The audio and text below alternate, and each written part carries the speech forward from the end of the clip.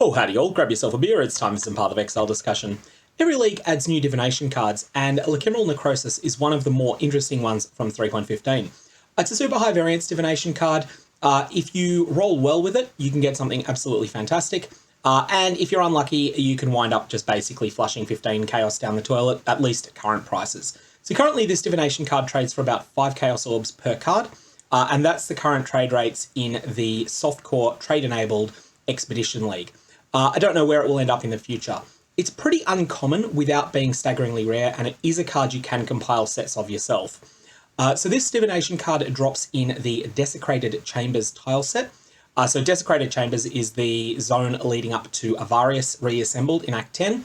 And in addition to that, it drops in the Defiled Cathedral map. So without any further ado, let's just turn in 10 and have a look and see what we get. So you're always going to get a rare jewel. It'll have 3 or 4 mods on it, and it'll have the corrupted implicit. Corrupting blood cannot be inflicted on you. Okay, so we got crit multi, totem damage, and strength. This is actually pretty solid, at least in the current league. Crit multi is great for Forbidden Rite totems. Totem damage is great for that build as well. Strength, well, you got to get stats somewhere, and also it does give you 6 life as well. Obviously, corrupted blood can't be afflicted on you is the key thing for this reason, for this jewel. This is probably sellable and probably will sell for more than I paid for it. We got 4 mods here which has potential. Let's have a look, see at what those mods are though. Spell damage while wielding a staff, cast speed with lightning skills, energy shield gain for each enemy hit by your attacks, and 5% chance to impale enemies on hit with attacks. Unfortunately, this is trying to do a bunch of different things at once and basically achieves nothing. The most useful case for this would be a build that was using a staff, perhaps Replica Duskdawn or Duskdawn, in conjunction with lightning skills. If you even then though, it's pretty mediocre. No, that's not going to work either because you don't get anything out of the cast speed. No, I'll just say I can't think of anything that gets benefit from more than 2 mods on this, and so that is unfortunately just going to be a bit of a dud. Let's have a look at our next one. Totem Life is the best mod for Forbidden Rite totems. That's better than Crit Multi. Strength and Dexterity is sort of okay. Minions have elemental resistances is rubbish for that build. And whilst it is useful for some builds, there's no build that wants both Totem Life and Minion elemental resistances. So this is a 2 mod plus Corrupting Blood immunity jewel. Not very good, but might still sell just on the basis of being 2 good mods and Corrupting Blood immunity. Okay. Spell block while holding a shield. 1% is a low number, but block is so powerful that can still be okay. It is one of the weaker mods that you can get, though. 13 intelligence, we have the Ignite mod. Ignite duration is okay. Ignite chance tends to go to waste because any build that's trying to ignite would have 100% anyway. And then we have energy shield recharge rate. If that was just flat energy shield, like maximum energy shield, that would be great. Unfortunately, it isn't. And all in all, I just think that this is all of the individual mods on this are pretty weak. And so, unfortunately, this is not good despite having 4 mods. Okay, Cold Multi is nice. However, it doesn't have any synergy with attack speed from bows, critical strike chance with lightning skills, and 14% fire resistance. Okay, so the use case for this is for a build that ignores the cold damage over time multiplier. So just imagine that mod didn't exist. The purpose for this is that this is a really, really solid jewel for an elemental hit build. Even if they're not using elemental hit, as to deal lightning damage, the critical strike chance with lightning skills is still going to work on elemental hit because even fully fire converted, for instance, LE hit is a lightning skill. We have 8% attack speed for bows, which is really good. 14 to fire resistance, you got to get it somewhere, and then the Cold Multi is a dead stat. There may also be some use for this on a build that wants the cold damage over time multiplier and the fire resistance and treats it as a 2 mod.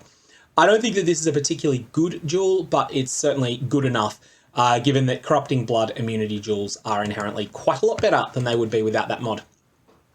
Attack speed with claws, critical strike chance, and area damage. This is a 3 mod jewel. Now, something I haven't mentioned about critical strike chance, it is weaker than most jewel mods. So that's just because critical strike chance, the numbers are lower than you would get through other sources. And so for this reason, I consider this a 2.5 mod jewel plus Corrupting Blood for any build that is making doing area damage with claws and that scales with attack speed. That's a pretty small niche. There was a period in time when this would have been fantastic, and that was back when Reeve was good. But Reeve has not been good since Act 10 was added to the game. So that's a very long time ago. And it probably wasn't even all that good. It's just that people liked it at the time. So unfortunately, I don't see a use for this, but it might sell to someone. Might just be what they're looking for. Attack speed with two-handers, attack speed with staves, life gain on hit for attacks. +3 life gained for each enemy hit with your attacks it's just low in numbers. So if we have a look here, you'll see it is 2 to 3. This would be so much better if the other mods on it, the attack speed mods, were better divined. However, I could see this being used by someone.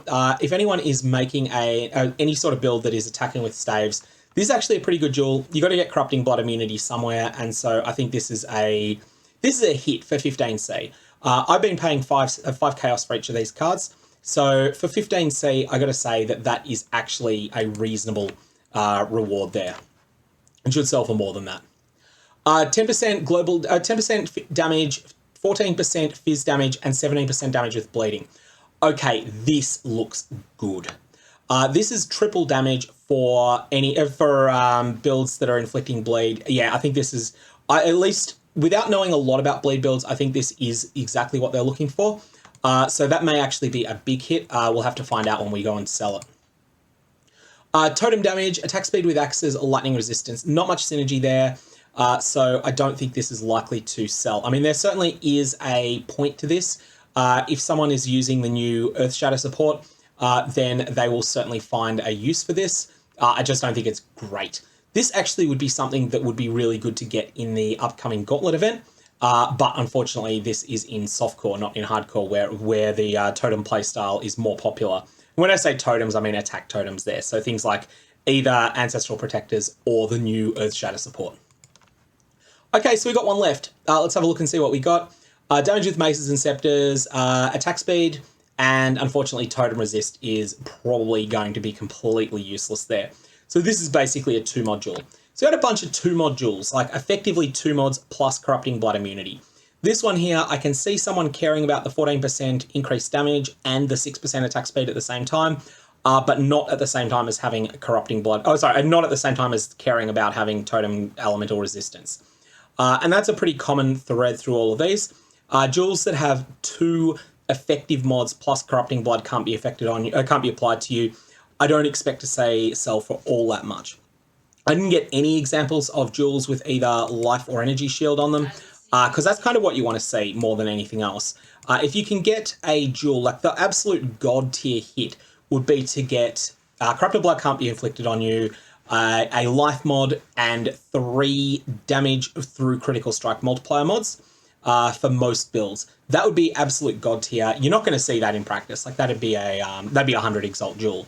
But you will get a lot of things that are sort of in this middle range where they're likely to sell. And for what it's worth, this is definitely going straight on my character. I will definitely take advantage of this. Even though Corrupting Blood isn't that scary on a totem build, there's a number of, where your totems suffer Corrupting Blood instead of you from monsters that actually have Corrupting Blood or the Bloodlines equivalent of it. There are still a number of sources of Corrupting Blood, such as Sirrus's Diebeam, that it's worth being immune to. Anyway, that's just a little bit of fun with some high variance divination cards.